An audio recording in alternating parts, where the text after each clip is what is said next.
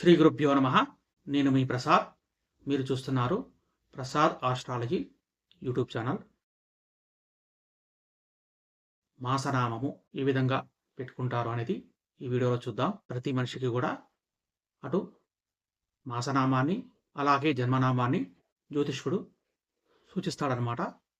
వ్యవహార నామం అనేది ఆ శిశువు యొక్క తల్లిదండ్రుల యొక్క బంధువుల యొక్క ఇష్టాన్ని అనుసరించి పెట్టుకుంటారు.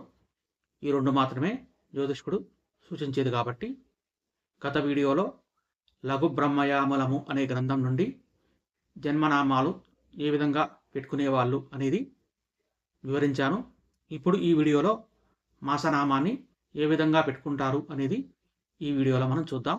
దానికంటే ముందుగా మన ఛానల్ని కనుక ఎవరైనా కొత్తగా కనుక చూసేవాళ్ళు ఉంటే వీడియో నచ్చితే లైక్ చేయండి, అలాగే 10 మందికి షేర్ చేయండి. దాంతోపాటు సబ్స్క్రైబ్ చేసుకోకపోతే దయచేసి సబ్స్క్రైబ్ చేసుకోండి. ఇక వీడియోలోకి వెళ్దాం.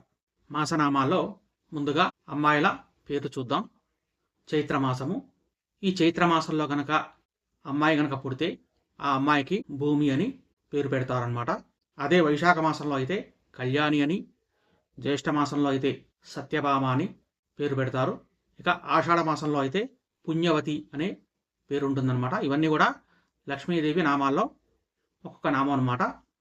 ఇక శ్రావణ మాసంలో అయితే రూపిణి అని, అదే భాద్రపద మాసంలో అయితే ఇందుమతి అనే పేరు ఉంటుందన్నమాట. అదే ఆశ్వీజ మాసంలో అయితే ఇంద్రావతి.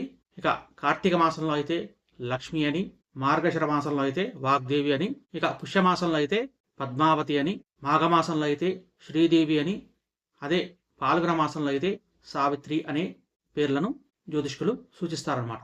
ఇప్పుడు అబ్బాయి పేర్లను చూద్దాం. చైత్రమాసంలో అయితే కృష్ణ అని, వైశాఖ మాసంలో అయితే అనంత అని, తర్వాత జ్యేష్ఠ మాసంలో అయితే అచ్యుత అని, ఆషాఢ మాసంలో అయితే చక్రి అని, శ్రావణ మాసంలో అయితే వైకుంఠ అని, అదే భాద్రపద మాసంలో అయితే జనార్దన అని, ఆశ్వీజ మాసంలో అయితే ఉపేంద్ర అని, కార్తీక మాసంలో అయితే యజ్ఞపురుష అని, మార్గశిర మాసంలో అయితే వాసుదేవ అని, అదే పుష్యమాసంలో అయితే హరి అని, మాఘమాసంలో అయితే గోవింద అని, అదే పాల్గొన మాసంలో అయితే పుండరీకాక్ష అని పేర్లు సూచిస్తారనమాట.